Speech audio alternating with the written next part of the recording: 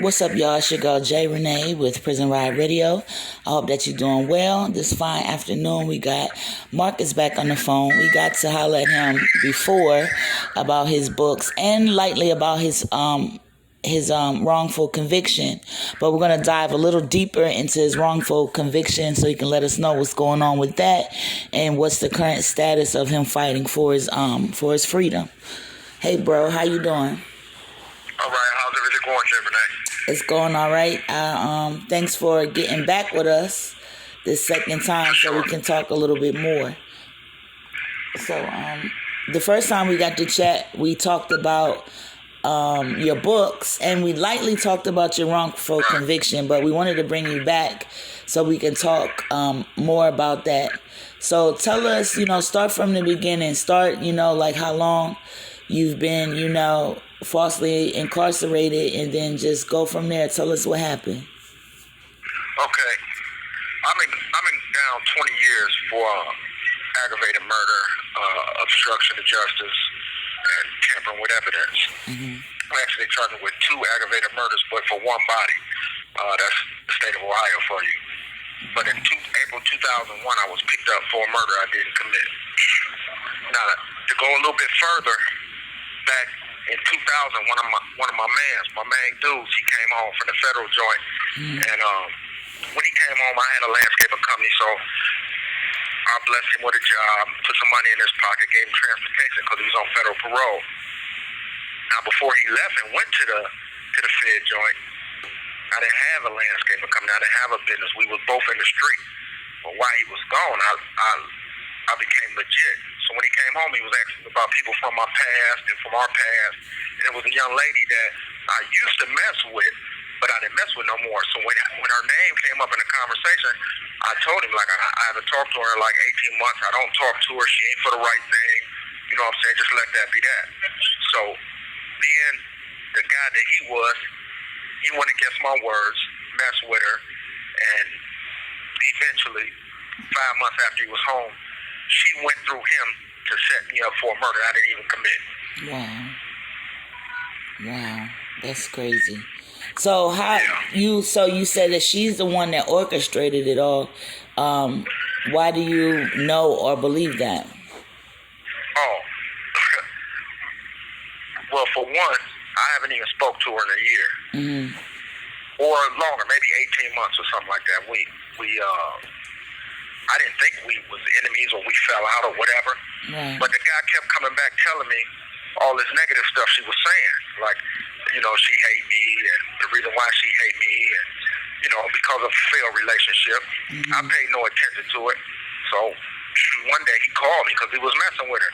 One day he called me and told me basically that she did what she did. Right. So that's how I know for a fact that she did it. And plus, I heard it out of her own mouth. When I seen her that night, I asked her, like, you know what I'm saying, did you really do this? And she said, yeah, she did.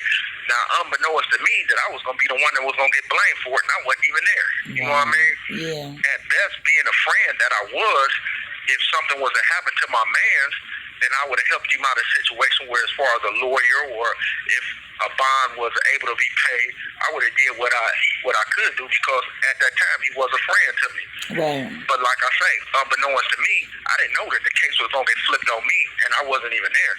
Wow. That's crazy. I know that's a lot, to take in just the way that it went down and that so much time has passed, you know what I mean? So what have you been doing to try to, gain your freedom? Well, right now, I have went through several appeals. I appealed the case when I first got convicted in August of 2001. I lost appeal after appeal. Then I finally got some type of, I guess you can call it justice. In 2014, my case was reversed by the 8th District Court of Appeals. So when the 8th District Court of Appeals, they reversed it and remanded and ordered the judge to have an evidentiary hearing based off the new evidence that was presented. The new evidence that was presented was the female that put the case on me. The evidence was her on the phone talking to the guy that used to be my guy on the phone, and she was saying how she set me up for the murder. Now, Wow. she didn't even know she was being recorded. She had just got released from prison. Right. She did 4 years. The guy, he was still in prison at the time, which everybody's free now but me. Okay. And he had her on the phone, and he was eliciting questions from her, like, why did she do this to me, and this and that, and the other. So she came right out and said that, how she didn't like me, how she hated me now, and how murder was a case that they gave her, but she flipped it on Mark, which is me. Wow. So that evidence at first was thrown down by the judge, but the appeals court reversed it based off the phone conversations and some letters that she had written to him while she was incarcerated. Right. And in the letters, it was clear in the letters that she had set me up for the murder because she said it. Right. So the appeals court reversed it, saying that it was new evidence, and then another person came into play that heard. This call is originating from an Ohio correctional facility and may be recorded and monitored. Another witness came into play that heard her say that she set me up. So that was all that coupled into one was the new evidence that got it reversed. But by my judge being the same judge who signed the search warrants and arrest warrants, she had first-hand information from the detectives. The detectives had already painted a bad picture of me. So whatever's thrown in front of this judge's face, the judge ain't going for it because the detectives already painted a bad picture of me. You understand what I'm saying? Just to get a conviction. So when I get back in court, we have the evidentiary hearing. The guy come forward, and everybody testified. Hey, Marcus Blalock, he didn't do it. He wasn't there. And other things came out.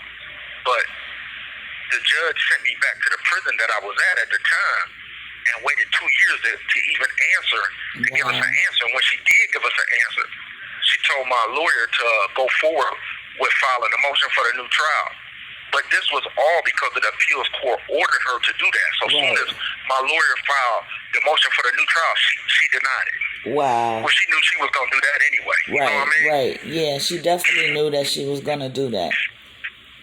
So right now, at this time, I have my cases in front of the Wrongful Conviction Integrity Unit, which is a branch of the prosecutor's office. Now, I don't know what came up, but something came up within the last year that prompted them to review my conviction. Okay. That I was possibly wrongfully convicted. Okay. So right now, they're in the process of re-reviewing my case. They already interviewed all the witnesses. I had to hire another lawyer that used to work for the Ohio Innocence Project, a lawyer named Kim Corral. So she has my case right now, and she's going back and forth with the Wrongful Conviction Integrity Unit trying to get me released. Okay. So I'm waiting on that, like, as we speak.